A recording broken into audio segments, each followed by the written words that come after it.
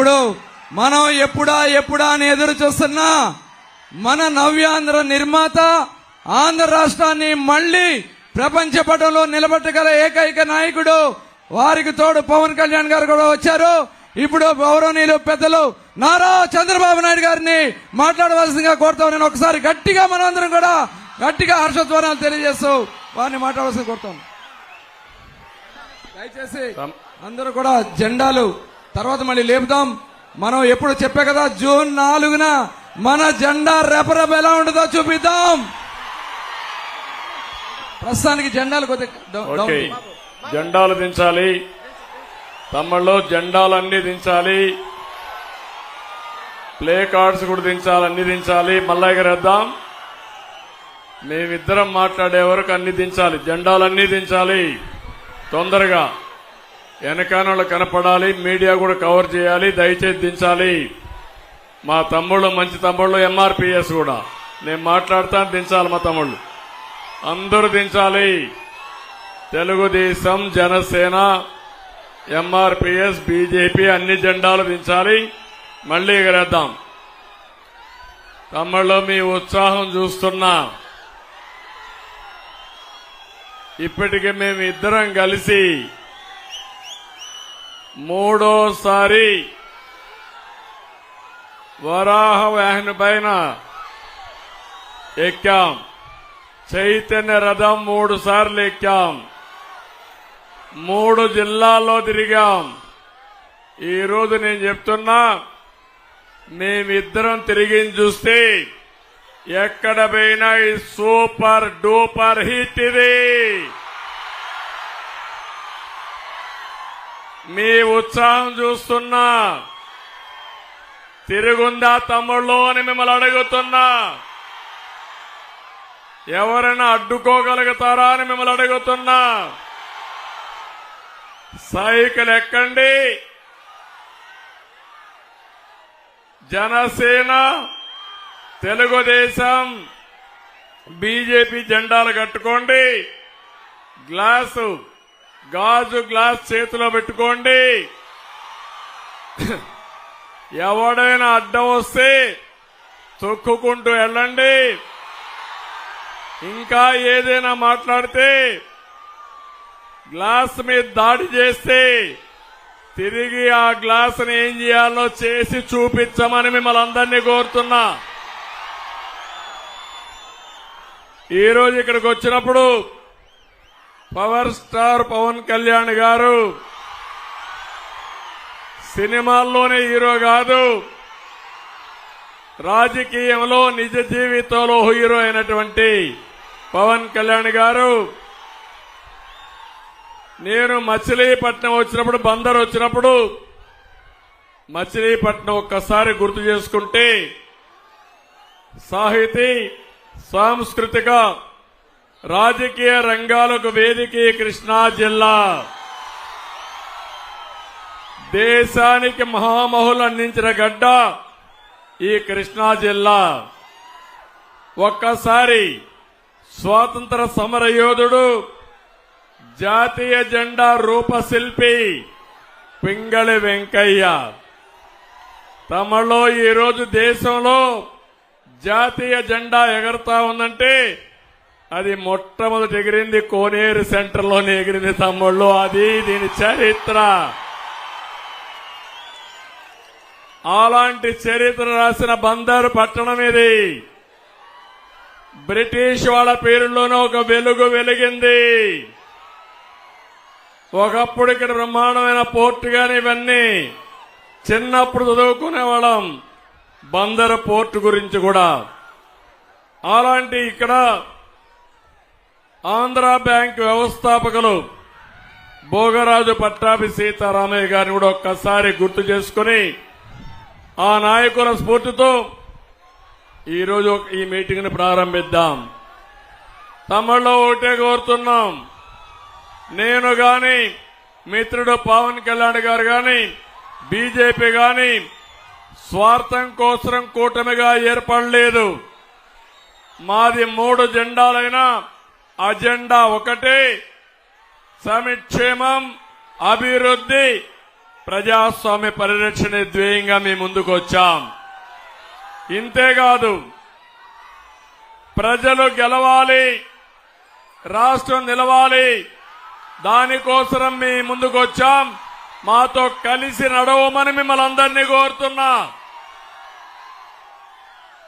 ఇప్పుడే 2014లో రాష్ట్రం రెండుగా విడిపోయిన తర్వాత మొట్టమొదటిసారిగా ముందుకు వచ్చి 14 నేను పోటీ చేయను, ఎన్డీఏను సహకరిస్తారని స్వచ్ఛందంగా ముందుకొచ్చి సహకరించిన వ్యక్తి పవన్ కళ్యాణ్ గారని చెప్పి మీకు తెలియజేస్తున్నా.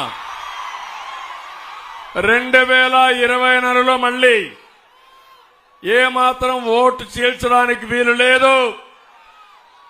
ఈ సైకోని ఆంధ్రప్రదేశ్ నుంచి వదిలించుకోవాలి, ఈ రాష్ట్రం బాగుపడాలి, మనమందరం కలిసి పోటీ చేయాలని చెప్పిన వ్యక్తి పవన్ కళ్యాణ్ గారని చెప్పి మీకు తెలియజేస్తున్నా.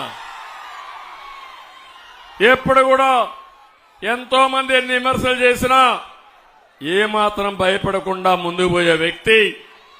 అలాంటి వ్యక్తి ఈ రోజు మీరు చూస్తున్నారు. తమ్ముళ్ళు ఎంతమంది ఎన్ని మాటలు మాట్లాడారో, కానీ ఒకటి మాత్రం ఎక్కడ అదరక బెదరక ఒక యోధుడిలా నిలబడ్డ వ్యక్తి పవన్ కళ్యాణ్ గారని చెప్పి నేను మీకు తెలియజేస్తున్నా.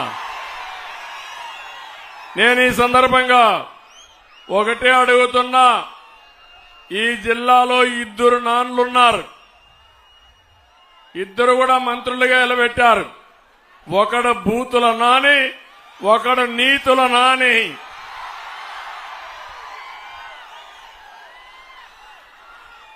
ఇద్దరిని గురించి మీరు చూశారు. ఇక్కడున్నాడు ఈ నీతుల నాని. మాట్లాడితే చెప్పు తీసుకొని 2 చెప్పులు తీసుకొని కథలుగా చూపిస్తా ఉంటాడు. నేను అడుగుతున్నా, నీతుల నాని నీకు పదవి ఇచ్చింది పవన్ కళ్యాణ్ తిట్టడానికని అడుగుతున్నా, నన్ను తిట్టడానికని అడుగుతున్నా. ఈరోజు మా బాలశౌరి నిన్ను తిట్టలేడా అని అడుగుతున్నా, మా నాయకులు తిట్టలేరా అని అడుగుతున్నా.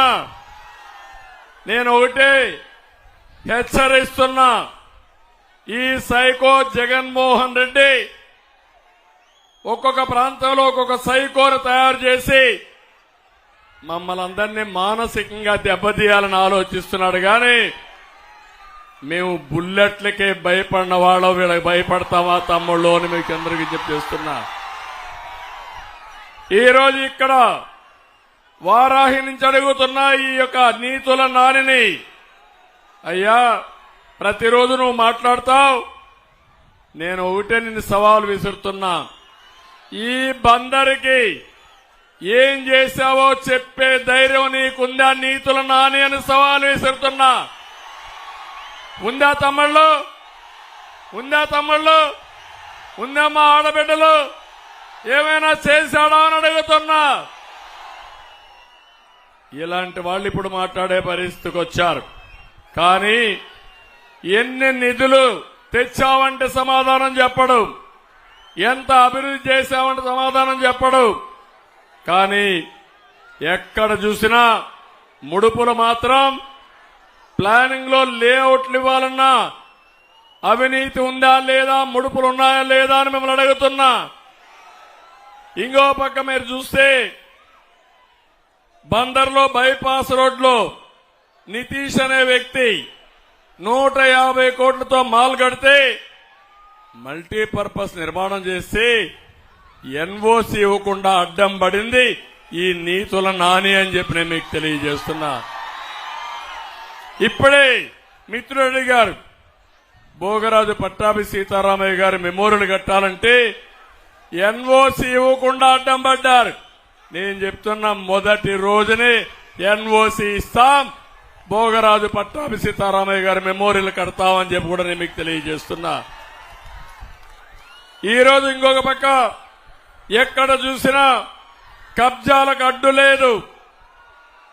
తమ్మనవారి సత్రానికి 1000 గజాలుంటే ఎవడు కబ్జా చేశాడు తమ్ముళ్ళు అని అడుగుతున్నా. ఇంకో పక్కన రంగనాయక స్వామి గుడిని గుడిలో ఉండే లింగాన్ని కూడా మింగేసి నీతులు చెప్తాడు ఈ నాని.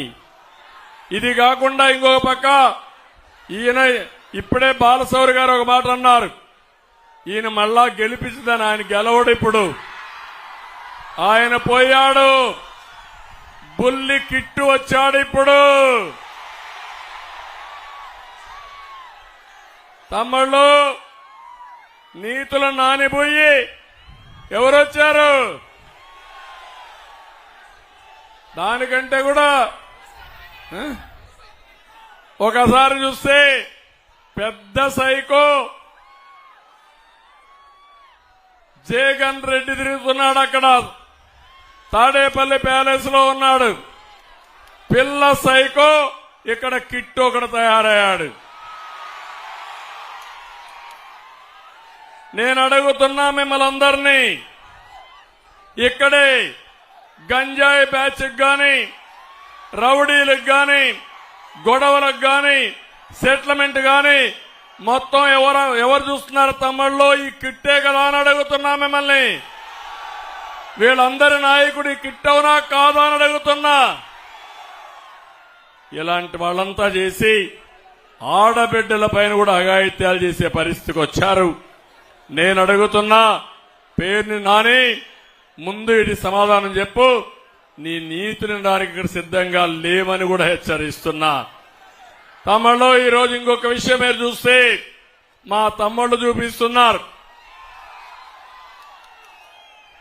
మందు బాబులు కూడా ఇక్కడ ఉన్నారు చాలా మంది. మీ బలహీనతను ఆసరాగా తీసుకుని 60 రూపాయల మద్యాన్ని ఎంత చేశాడు తమ్ముళ్ళు అని అడుగుతున్నా. 200 ఎవరికి పోతుంది ఈ డబ్బులను అడుగుతున్నా. జగన్మోహన్ రెడ్డికి అవునా కాదా అని అడుగుతున్నా. నేను చాలా ప్రభుత్వాలను చూశాను కానీ ఇంత అవినీతి ప్రభుత్వాన్ని నా జీవితంలో ఎప్పుడూ చూడలేదు. ఇంకో పక్క కృష్ణా నది ఇక్కడే ఉంది. నేను అడుగుతున్నా, మీకు ఇసుక దొరుకుతుందా అని అడుగుతున్నా. ఒకప్పుడు ట్రాక్టర్ 1000 రూపాయలు, ఇప్పుడు ఎంత తమ్ముళ్ళు అని అడుగుతున్నా. 5000 ఎవరికి పోతుంది? 4000 అని అడుగుతున్నా మిమ్మల్ని. ఇప్పుడే బాలశౌరి గారు చెప్పారు, పోర్టు నేనున్నప్పుడు పీపీపీ మోడల్లో వాళ్లే డబ్బులు తెచ్చుకోవాలి, వాళ్లే కన్స్ట్రక్షన్ చేయాలని పూర్తి చేసే కార్యక్రమానికి చేశాం. మనం ఉంటే వచ్చేది. ఇప్పుడు ఈపీసీ అని అతన్ని క్యాన్సిల్ చేసి మళ్ళా లంచాల కోసం పోర్టును కూడా మార్చిన దుర్మార్గుడి జగన్మోహన్ రెడ్డి. నేను ఒకటే హామీ ఇస్తున్నా మీ అందరికీ, ఈ పోర్టుని పూర్తి చేసే బాధ్యత మాది, పరిశ్రమలు తెచ్చే బాధ్యత మాది. తమిళలో ఒక విషయం అడుగుతున్నా, జాబు రావాలంటే కూటమి రావాలి, అవునా కాదా? గంజాయి రావాలంటే గంజాయి కావాలన్నా జాబు కావాలన్నా మీకు? అందుకే మీ అందరికీ హామీ ఇస్తున్నాం. ఈ జిల్లాలో ఏ ప్రాంతానికి లేనటువంటి ఉద్యోగ కల్పన అవకాశం ఈ బందర్ నగరానికి ఉంది. బందరికి మళ్లీ పూర్వ వైభవం వస్తుంది. అభివృద్ధి చేసింది తెలుగుదేశం పార్టీ. మళ్లీ పూర్వ వైభవం తీసుకొచ్చే బాధ్యత మాదని మీ అందరికీ హామీ ఇస్తున్నా. ఈరోజు కేంద్రంలో బీజేపీ ఉంది, ఎన్డీఏ గవర్నమెంట్ ఉంది. మళ్లీ 400 సీట్లతో ఎన్డీఏ వస్తుంది. ఇక్కడ 25 పార్లమెంటుకు 25 గెలవాలి. ఇంకో పక్క 160 అసెంబ్లీ సీట్లు గెలవాలి. నేను ఒకే మాట అడుగుతున్నా, మీరు బాలశౌరిని గెలిపిస్తే ఎన్డీఏ అభ్యర్థిగా ఢిల్లీకి వెళ్లి పోర్టు విషయం గాని, పరిశ్రమలు గాని, మీకు ఏ పని కావాలన్నా చేసే సత్తా బాలశౌరికి ఉందని చెప్పి నేను మీకు తెలియజేస్తున్నా. నేను అడుగుతున్నా, ఇప్పుడు వైఎస్ఆర్ కాంగ్రెస్ పార్టీకి ఓటేస్తే దేనికోసం పనిచేస్తారు తమ్ముళ్ళు అని మిమ్మల్ని అడుగుతున్నా. దేనికోసం పనిచేస్తారు? అవినాష్ రెడ్డి అరెస్ట్ చేయకూడదని అడుగుతారు, అంతే కదా. 3 విషయాలు ఒకసారి చూడండి. జగన్మోహన్ రెడ్డి మమ్మల్ని తిట్టడం కాదు, నువ్వు సమాధానం చెప్పు. బాబాయ్ గొడ్డలి వేటు ఎవరేశారో సమాధానం చెప్పి తర్వాత ఓటు అడుగు.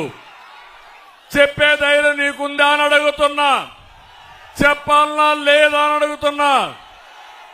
కన్నా కూతురు ఎవరైతే నీ చెల్లెలు సవాలు విసిరింది, మొత్తం వాస్తవాలన్నీ చెప్పింది, సమాధానం చెప్పాల్సిన బాధ్యత ఉందా లేదా అని మిమ్మల్ని అడుగుతున్నా.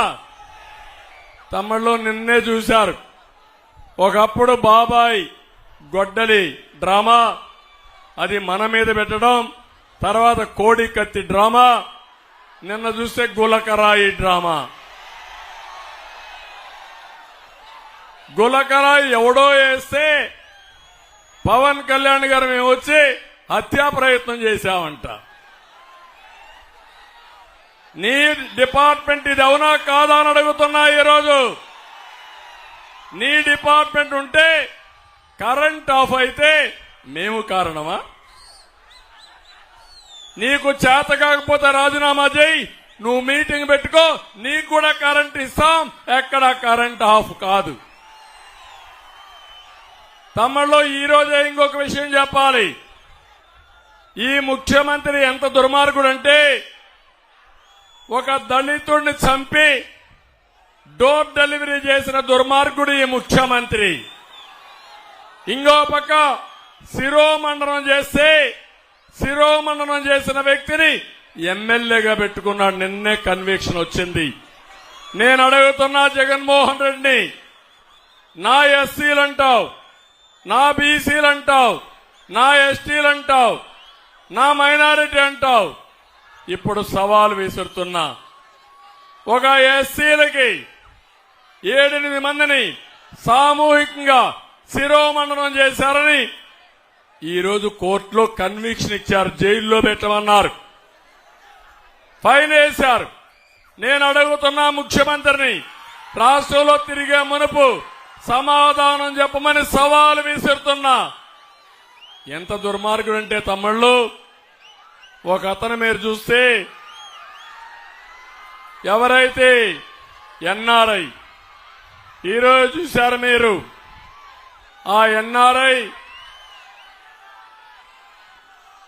ఎన్ఆర్ఐని మనం చూస్తే జడ్జెస్ కేసుల్లో ఇష్టానుసారంగా అనుచితంగా పెట్టి వాళ్ళు అతను అరెస్ట్ చేయమని సిబిఐకి ఆదేశాలు ఇచ్చి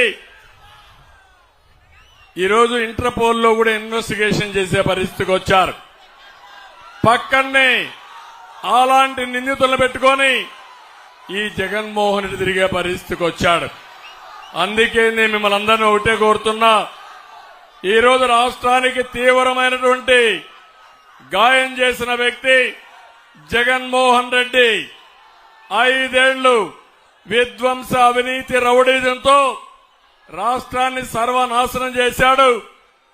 కడాన ఇక్కడే మనుండి మీ మాజీ శాసనసభ్యుడు, మాజీ మంత్రి రవీంద్ర గారిని కూడా తప్పుడు కేసు పెట్టి జైల్లో పెట్టారు.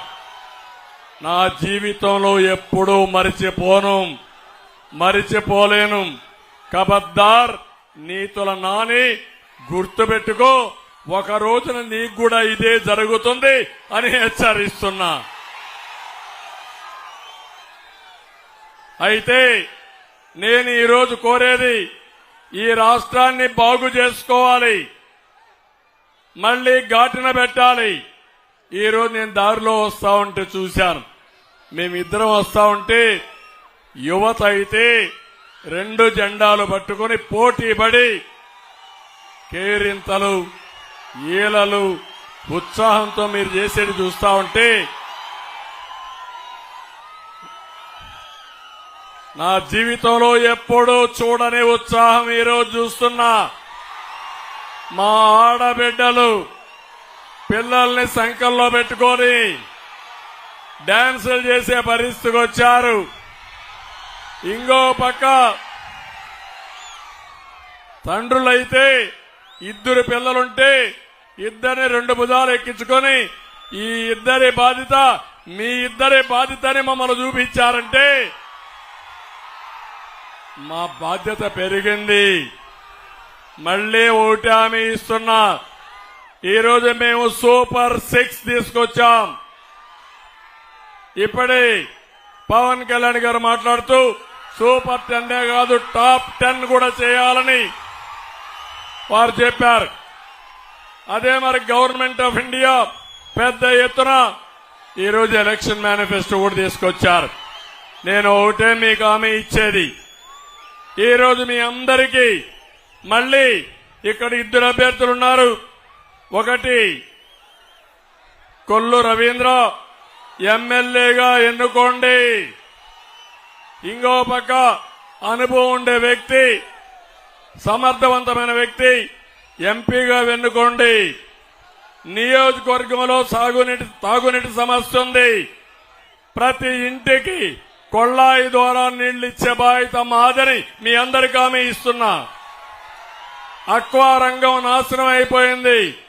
₹50 కరెంట్ ఇచ్చే బాధ్యత తీసుకుని అక్వా రంగాన్ని బాగు చేస్తాం.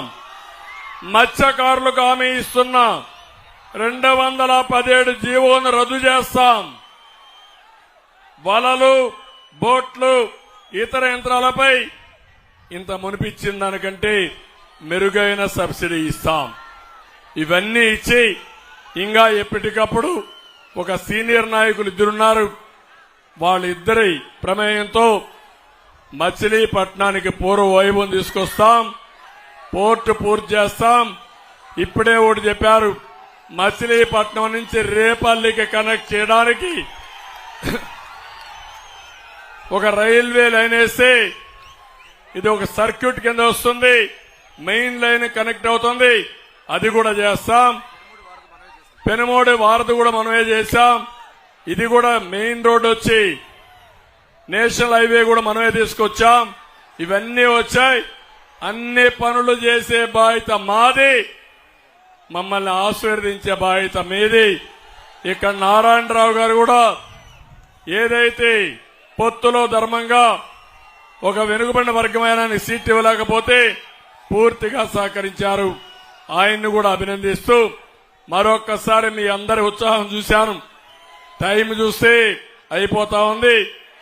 ఇప్పుడు మళ్ళా నేను ఎక్కువ మాట్లాడితే మా మిత్రుడి టైం ఉండదు. అందుకని మీ అందరికీ మనస్ఫూర్తిగా ధన్యవాదాలు, నమస్కారాలు. జై హింద్.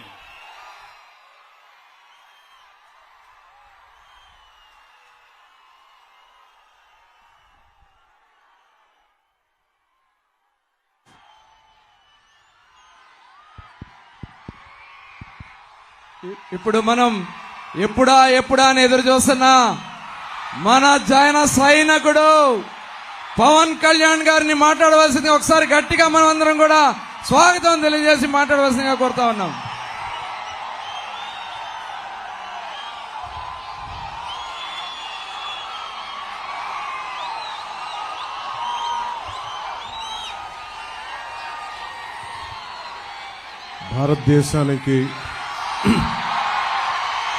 భారతదేశానికి జాతీయ జెండాని రూపకల్పన చేసి మనకి బందరికి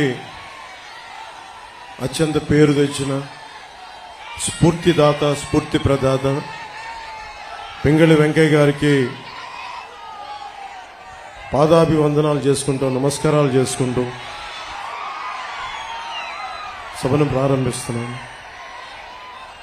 అలాగే నాకు ఇష్టమైన, మీకు చాలా మందికి తెలియకపోవచ్చు, ఇష్టమైన తత్వవేత్త ఉప్పలూరి గోపాలకృష్ణమూర్తి నా జీవితాన్ని చాలా ప్రభావితం చేసిన వ్యక్తి. ఆయన బందర్లోనే పుట్టారు. ఆయన పాద పద్మాలకి నమస్కరించుకుంటూ సభను ప్రారంభిస్తున్నాం.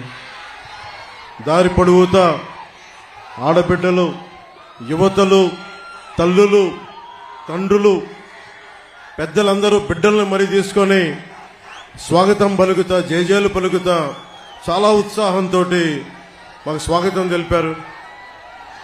ఇది మా రాజకీయ దురంధరుడు, 3 సార్లు ముఖ్యమంత్రిగా చేసిన వ్యక్తి, 4 దశాబ్దాలు సుదీర్ఘ రాజకీయ అనుభవం ఉన్న వ్యక్తి ఆయన. ఇది మా 3వ మీటింగ్. అది ఆయన ఒకటే చెప్తా ఉన్నారు, ఇంత ప్రేమ చూపిస్తా ఉన్నారు. ఈ ప్రేమ చూస్తున్న ప్రజలందరికీ అహర్నిశలు మనం ఎన్నికల్లో బలమైన మెజారిటీతో గెలవగానే అహర్నిశలు ఆఖరి శ్వాస వరకు మనం కష్టపడి పనిచేద్దాం, మీ భవిష్యత్తుని బంగారు భవిష్యత్తుగా చేద్దామని చెప్పి మాట్లాడుకుంటామని చెప్తా వచ్చారు. ముఖ్యంగా యువతను చూస్తూ ఉంటే చంద్రబాబు గారు నిజంగా చెప్తాను, హ్యూమన్ రిసోర్సెస్ అని ఒక మాట మాట్లాడారు. నాకు శేషేంద్ర గారి కవిత గుర్తొచ్చింది. ఒక దేశపు సంపద నదులు కాదు, అరణ్యాలు కాదు, ఖనిజాలు కాదు, కలల ఖనిజాలతో చేసిన యువత. నిజంగా స్కిల్ డెవలప్మెంటే ఉంటే మీరు ఇంతమంది ఉపాధి లేక, ఉద్యోగాలు లేక, ఇన్ని ప్రకృతి వనరులు పెట్టుకొని ఉపాధి అవకాశాలు లేక బాధపడతా ఉన్నారు. ఈ రోజున చంద్రబాబు గారు అన్నీ చెప్పారు మీకు ఏమేం చేస్తున్నామని. జగన్ అనే వ్యక్తికి మీరు 5 సంవత్సరాలు అధికారం అందించారు. అధికారం అందిస్తే అతను ఏం చేశాడో తెలుసు. ఇక్కడున్న ఎమ్మెల్యే వారాహి ఎలా వస్తో మేము చూస్తాం, ఆంధ్ర రోడ్ల మీదకి ఎలా వస్తో చూస్తామంటే ఈ తాటాకి చప్పుళ్ళకి బెదిరితామా మేము? ఈ చిల్లర ఆకురవుడి పనులకి మేము బెదురుతామా మేము? ఏమనుకుంటారు వీళ్ళందరూ, ఆకు రౌడీలందరూ? చిన్న చిన్న అతని కొడుకు అంట, పేరు కూడా నాకు తెలియదు సరిగ్గా, అతను ఎమ్మెల్యే అభ్యర్థి అంట. మీరు చెప్పండి, ఇంతమంది యువత ఉన్నారు, మీకు వాళ్ళ కొడుక్కి తేడా ఏంటి చెప్పండి? మీకు వాళ్ళ కొడుక్కి తేడా ఏంటి? దిగొచ్చాడా కొడుకు? మీరు ప్రత్యేకంగా రాచరికంతో పుట్టారా? అంటే మీ రక్తం బ్లూ కలర్లో ఉంటుందా? మీ రక్తం మీరు దాడులు చేస్తే మేము భరించాలా? 14 తెనాల్లో మాట్లాడుతా, జగన్కి గాయం అయితే రాష్ట్రానికి గాయం అండి. మీకు ఒక్కరికి గాయం అయితే అది రాష్ట్రానికి గాయం కదా? ఇంతమందికి ఉపాధికి అవకాశం లేకపోతే గాయం కదా? ఇంతమంది మత్స్యకారులకి ఉపాధి అవకాశం లేకపోతే గాయం కదా? పాకిస్తాన్ జైళ్లలో మగ్గుతా ఉంటే అది గాయం కదా రాష్ట్రానికి? చేనేత కార్మికులు, కళంకారీ కార్మికులు రోడ్ల మీద పడి ఉపాధి అవకాశాలు లేక ఆత్మహత్యలు చేసుకుంటా ఉంటే అది రాష్ట్రానికి గాయం కదా? బాపట్లలో 15 ఏళ్ల అమర్నాథ్ని అక్కడిని ఏడిపిస్తున్నారని చెప్పి బయటికి వచ్చి ఎదిరిస్తే వైసీపీ నాయకులు చెరుకు తోటలోకి తీసుకెళ్లి పెట్రోల్ వేసి కాల్ చేస్తే అది గాయం కదా? మీరు ఆలోచించండి. మీరందరూ ఇక్కడ ఉన్న ఆడబిడ్డలు, పెద్దలు అందరూ, రాష్ట్ర ప్రజానీకం అందరూ ఆలోచించండి. ఒక చిన్నపాటి వంట చేస్తున్నప్పుడే చిన్న నూనె చుక్క పడితేనే ఎంత బాధ వస్తుందని తెలుసు. అలాంటిది 15 ఏళ్ల బిడ్డను తీసుకెళ్లి పెట్రోల్ వేసి కాల్ చేస్తే ఆ మంట అసలు మనం ఎవరైనా ఊహించగలమా? ఆ బాధను ఊహించగలమా? అలాంటి అది వదిలేసి ఇతని తలకి అతను కొట్టుకున్నాడో, ఎవరు ఇసిరారో అతనే, అదంతా మనకు మాయ ఎలా జరిగిందో తెలియదు. గోల గొడవ. మాకు ఇతనికి పనే? మాకు ఇతని మీద మాకు కూర్చోబెట్టి దాడులు చేయడానికి మాకేం పని లేదా? మాకు వేరే పనులు లేవా మాకు? అయినా మీలాగా క్రిమినల్స్ మేము? అందరి మీద దాడి చేసే నీకు అసలు నీ మీద ఎవరికైనా దాడి చేయడానికి ధైర్యం ఉంటుందా? నువ్వు బతకనిస్తావా? నువ్వు సొంత బాబాయిన గొడ్డలతో అడ్డంగా నరికి చంపేశావు. నువ్వు ఆ నరికి చంపించిన వ్యక్తులు నువ్వు వెనకేసుకొస్తావు. ఇలాంటి వ్యక్తి అంటే కూర్చోబెట్టి కేంద్రం మెడలు ఉంచుతాడంట. కేంద్రం మెడల్ అంటే ఎవరు? నరేంద్ర మోడీ గారు. వెళ్ళి నరేంద్ర మోదీ గారితో మాట్లాడగలవా? సోనియా గాంధీ గారు స్పెషల్ కేటగిరీ స్టేటస్ అప్పుడు, రాష్ట్ర విభజనప్పుడు చిన్న ప్లే కార్డు పట్టుకోవడానికి నువ్వు దాక్కొని అంత పిరుకోడివి. నీకు ఒక దమ్ము, ధైర్యం, అంత ధైర్యం ఉందా మీకు? నేను మీకు ఒకటే చెప్తాను, మీరు ఆలోచించాలి మీ భవిష్యత్తుకి. దశాబ్దం నుంచి రోడ్ల మీద తిరుగుతా ఉన్నా. ఇంతమంది చిత్రకథా నాయకులు ఉన్నారు. మెగాస్టార్ చిరంజీవి గారు ఉన్నారు, రెబల్ స్టార్ ప్రభాస్, మహేష్ గారు, అల్లు అర్జున్ గారు, రామ్ చరణ్ గారు, జూనియర్ ఎన్టీఆర్ గారు, ఇలా ఎంతో మంది నాయకులందరూ ఏ రోజు కూడా చిత్ర పరిశ్రమని రాజకీయ పరంగా ఎవరు వేధించలా. ఇందాక అక్కడ బోర్డు చూస్తుంటే మనల్ని ఎవరు ఆపేదని ఒక బోర్డు ఉంది నాది. దేనికంటాం ఆ మాట? అంటే ప్రజాస్వామ్యాలు మాకు హక్కు లేదా? ఇక్కడున్న ఎమ్మెల్యేకి ఈ మాటలు కూడా మంచి రావట్లా, కొంచెం కోపాన్ని ఉంచుకున్నా. ఇలాంటి ఆకురవుడీలకి మేము భయపడతామా? వారాహి ఎలా వస్తో ఆంధ్ర రోడ్ల మీద మీరు తిరుగుతాం, మేము చూస్తామా? బెదిరిస్తారా మమ్మల్ని? మేము సుభాష్ చంద్రబోస్ స్ఫూర్తిని నింపుకున్న వాళ్ళం గుండెల్లో. నీలాంటి ఆకురవుడీల్ని చిటికినేలతో పక్కన పెడతాం, గుర్తుపెట్టుకోండి. నా సైన్యంతో మేము రోడ్ల మీదకి వస్తే మమ్మల్ని ఎదుర్కొని మీరు భరించగలరా? మీరు తట్టుకోగలవా మా శక్తిని? యువత శక్తిని తట్టుకోగలవా నువ్వు? 10 మంది ఆకురవుడీలు వేసుకొని కూర్చోబెట్టి కుర్రా యువతనందరినీ బెదిరిస్తే మీకు ఒకటే చెప్తున్నాను, మీరు దయచేసి భయపడకండి. మీరు ధైర్యంగా లేకపోతే అక్కడ కూర్చోబెట్టిందాక జై భీమ్ అని మీరు అంబేద్కర్ గారి గురించి చెప్తా ఉన్నారు. కొన్ని వందలాది మంది మేధావులు ఆయన నేతృత్వంలో కూర్చొని చాలా బలమైన రాజ్యాంగం ఇచ్చారు మనకి, మీ భవిష్యత్తు కోసం, మీ ప్రాథమిక హక్కుల కోసం. అలాంటి మీరు భయపడతా ఉంటే అది ప్రాబ్లం జగన్ గొప్పతనం కాదు, ఇక్కడున్న స్థానిక ఈ ఆకురవుడి ఎమ్మెల్యే కాదు. మనం పిరికితనం మనల్ని చంపేస్తుంది, మన చేతగానితనం, మనకి ధైర్యం లేక.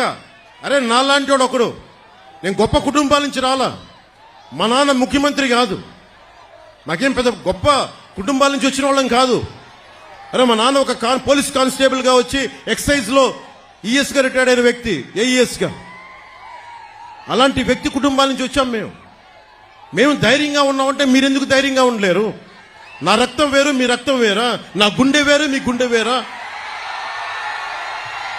నాకు ధైర్యం ఉన్నప్పుడు మీకెందుకు ధైర్యం ఉండదు? నేను అది చూపించడానికి వచ్చాను. అధికారం పరమావధి కాదు, మార్పు పరమావధి. మీరు బాగుంటే నాకు చాలా ఆనందం. ఎవరన్నా సరే, ఇది నిన్న కూడా జగన్ మాట్లాడుతా భీమవరంలో నేను కూర్చొని మార్చేసుకున్నానంట, భీమవరం నుంచి మార్చానంట.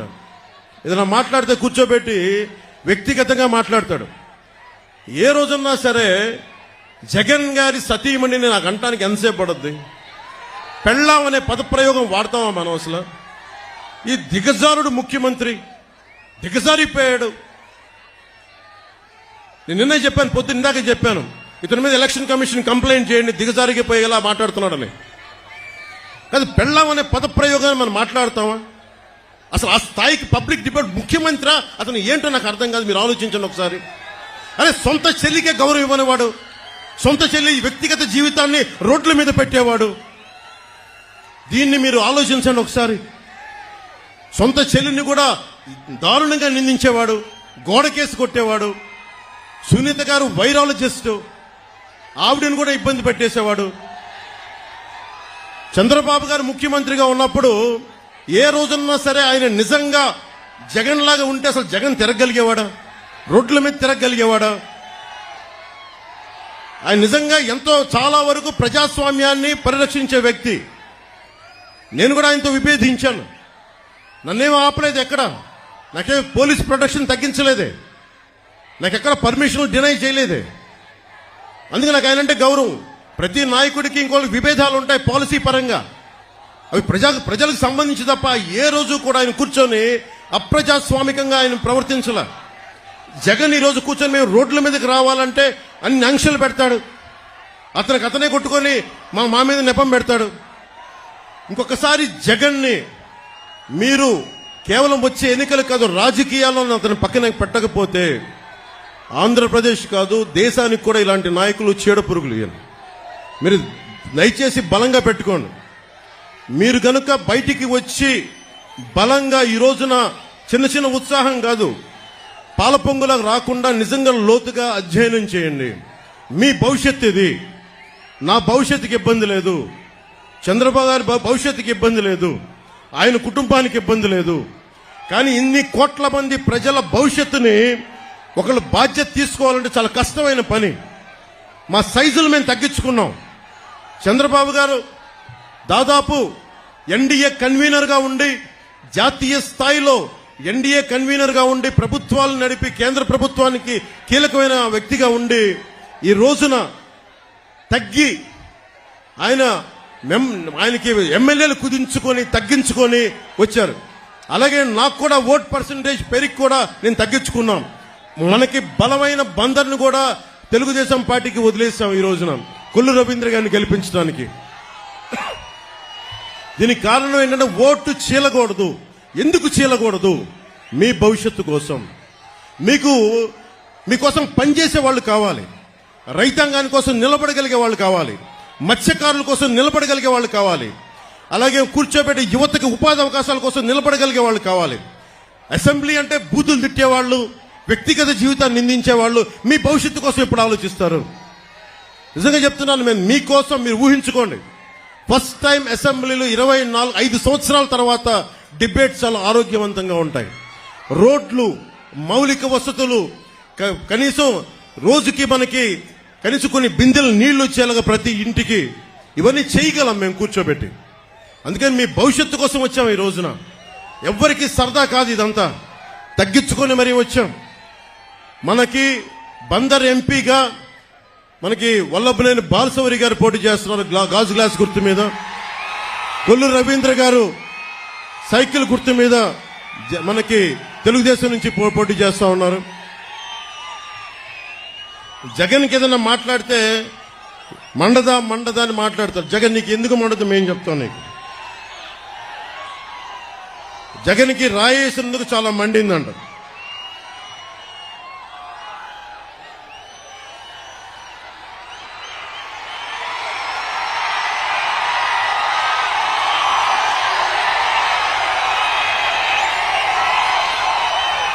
నీకు రాయి తగిలినందుకు ఎంత మండితే నీ పాలనలో ప్రజలకు ఎంత మండిందో చెప్తాం. పోలవరం రాకుండా చేసావు, ప్రజలకి మండదా? రాష్ట్రానికి రాజధాని లేకుండా చేసావు, ప్రజలకి మండదా? అంబేద్కర్ విదేశీ విద్యను ఆపేశావు, దళితులకి మండదా? 15 ఏళ్ల అమర్నాథ్ని పెట్రోల్ పోసి చెరుకు తోటలో నీ నాయకులు తగలబెట్టేస్తే వాళ్ళకి బెయిల్ ఇప్పించావు, దానికోసం ప్రజలకి మండదా? దళిత డాక్టర్ సుధాకర్ ని మాస్క్ అడిగినందుకు పిచ్చోని చేసి చంపితే అది ప్రజలకి మండదా? మనకి డ్రైవర్ ని చంపేసి డోర్ డెలివరీ చేస్తే దళితులకి మండదా? ప్రజలకి మండదా? 30,000 మంది మహిళలు అదృశ్యమైతే ప్రజలకి మండదా? అంగన్వాడీ టీచర్లని కాల్తో తొక్కిస్తే ప్రజలకి మండదా? ఆశా వర్కర్లని అరెస్టులు చేయిస్తే ప్రజలకి మండదా? నిరంకుశతో నీ పాలన చూస్తే ప్రజలకి మండదా? అందుకే చెప్తున్నాం, కడుపు మండి ఉన్నారు జనం. ఈ రోజున అన్ని సర్వేలు దాదాపు 11 నుంచి 13 సర్వేలు మన ఎన్డీఏ కూటమి తెలుగుదేశం, జనసేన, భారతీయ జనతా పార్టీ 20 నుంచి 23 పార్లమెంట్లు మనం గెలుస్తున్నాం.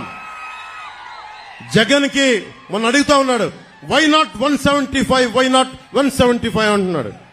బందర్ నుంచి చెప్తున్నాం, వై నాట్ 15?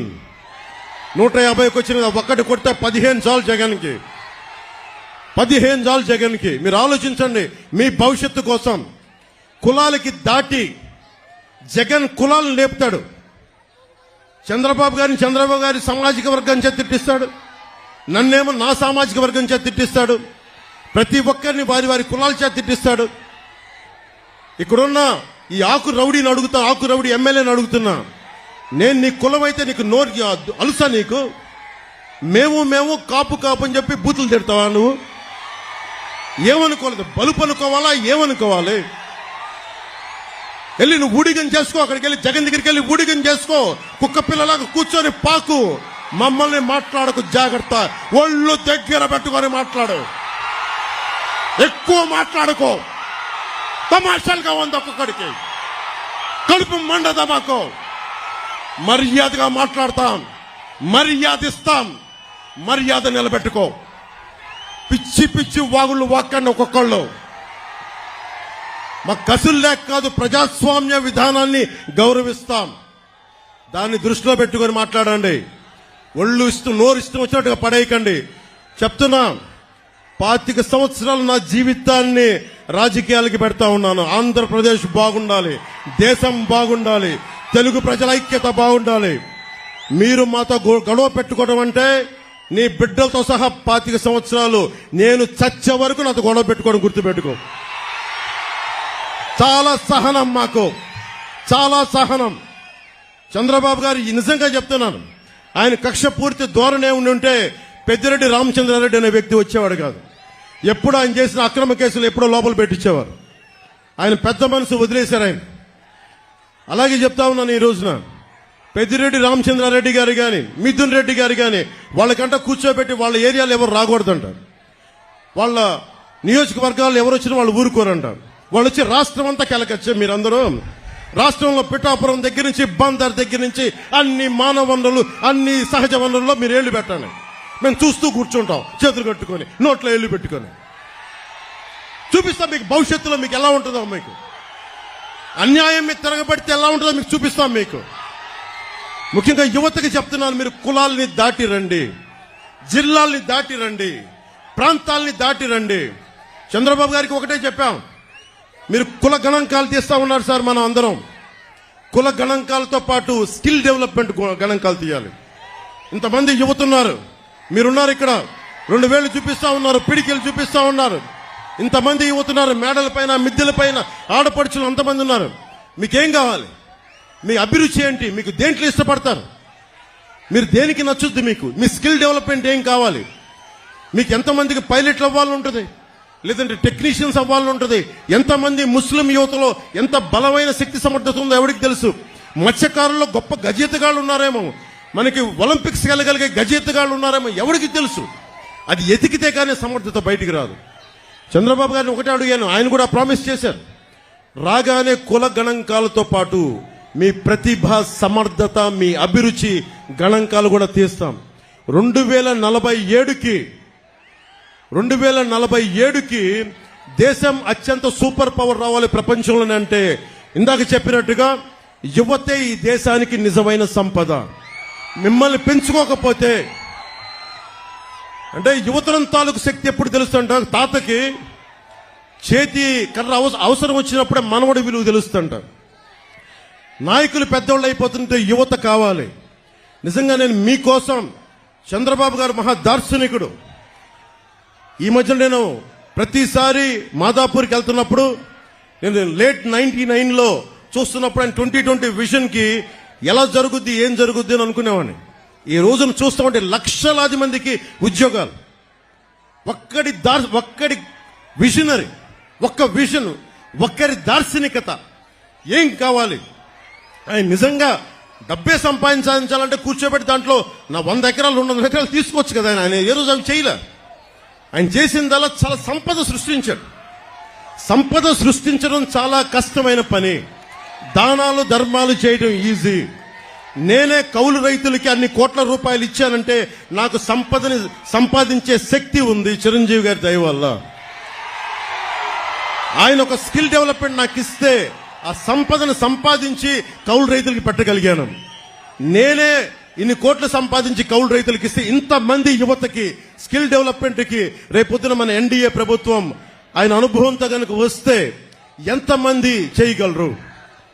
ఇందాక చంద్రబాబు గారు నేను కారులో మాట్లాడుకుంటుంటే కార్పొరేట్ సోషల్ రెస్పాన్సిబిలిటీతో పాటు నిజంగా డబ్బు సంపాదించిన ప్రతి ఒక్కళ్ళు టాప్ 10 పీపుల్ 10% మంది అట్టడుగు వర్గాల్లో ఉన్న 30% నిజంగా సంపద క్రియేట్ చేయగలిగితే, వారిని చేయి నడిపించి తీసుకెళ్తే ఎంత అద్భుతంగా ఉంటుంది. ప్రధానమంత్రి మోదీ గారు అదే కోరుకుంటా ఉన్నారు. అట్టడుగు స్థాయిలో ఉన్న పేదరికులు ఉన్న వాళ్ళకి సంపదన పనులు చేయాలని, సంపాదన ఇవ్వాలి, వాళ్ళకి సంపాదన పనులు చేయాలని. ఆ దిశగా మేము అడుగులు ఇస్తున్నాం. ఆ దిశగా మేము ముందుకెళ్తున్నాం. మీకోసం 2.5 దశాబ్దాలు పనిచేయడానికి మేమందరం సిద్ధంగా ఉన్నాం. 2047 ఇక్కడున్న యువత ఆ రోజు 2047కి అందరికీ 25 ఏళ్ల యువకులు అయిపోతారు. మీరందరికీ 40-50 ఏళ్ళు వచ్చేస్తాయి. మీ భవిష్యత్తు 5 సంవత్సరాలు కాదు. ఈ ఎన్నిక, ఈ ఓట్లు చాలా మీ భవిష్యత్తుకు నిర్దేశించేవి.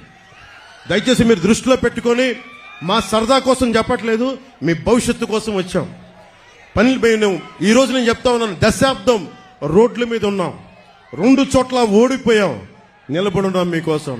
తిట్లు తింటా ఉన్నాం, ఆకు రౌడీల చేత మాటలు అనిపించుకుంటా ఉన్నాం. అందుకని దయచేసి మీరందరూ మీ భవిష్యత్తును ఆలోచించి బాలశౌరి గారిని బల్లమైన మెజారిటీ తోటి గెలిపించండి. గాజు గ్లాస్ గుర్తు మీద కొల్లు రవీంద్ర గారిని మనకి తెలుగుదేశం పార్టీ సైకిల్ గుర్తు మీద గెలిపించండి. చంద్రబాబు గారు ఒక రాజకీయ దురంధరుడు, అనుభవజ్ఞుడు. ఆయనకి నిజంగా ఆయన అనుభవం చాలా చాలా రాష్ట్రానికి అవసరం. అది ఉంటేనే నేను చెప్పేది, నాకు సత్తా ఉంది, పోరాట శక్తి ఉంది, కానీ నాకు కావాల్సిన అనుభవం కావాలి. ఆ అనుభవం ఆయన దగ్గర ఉంది. జనసేన పోరాట పటిమ, తెలుగుదేశం పార్టీ నిర్మాణం తాలూకు శక్తి, చంద్రబాబు గారి నాయకత్వం తాలూకు అనుభవం, మోడీ గారి ఆశీస్సులు, ఇవన్నీ కలిపి ఆంధ్రప్రదేశ్ ని అత్యంత అద్భుతంగా స్వర్ణాంధ్రప్రదేశ్ గా చేస్తాయని మనస్ఫూర్తిగా మీ అందరికీ తెలియజేసుకుంటూ మీ అందరికీ ధన్యవాదాలు తెలుపుకుంటూ, మనస్ఫూర్తిగా మీ అందరికీ పేరు పేరున ధన్యవాదాలు తెలుపుకుంటూ, ఆడపడుచులకి, అక్క చెల్లెలకి, తల్లులకి అందరికీ వందనాలు పలుకుతూ మీ అందరికీ చేతులెత్తి మొక్కుతూ సెలవు తీసుకున్నాను. తెలుగుదేశానికి జయము జయము, భారతీయ జనతా పార్టీకి జయము జయము, జనసేనకి జయము జయము. ప్రజలందరికీ, ఆంధ్రప్రదేశ్ రాష్ట్ర ప్రజలందరికీ, తెలుగు ప్రజలందరికీ దిగ్విజయం కలుగా. జై జనసేన, జై తెలుగుదేశం, జై బీజేపీ, జై హింద్.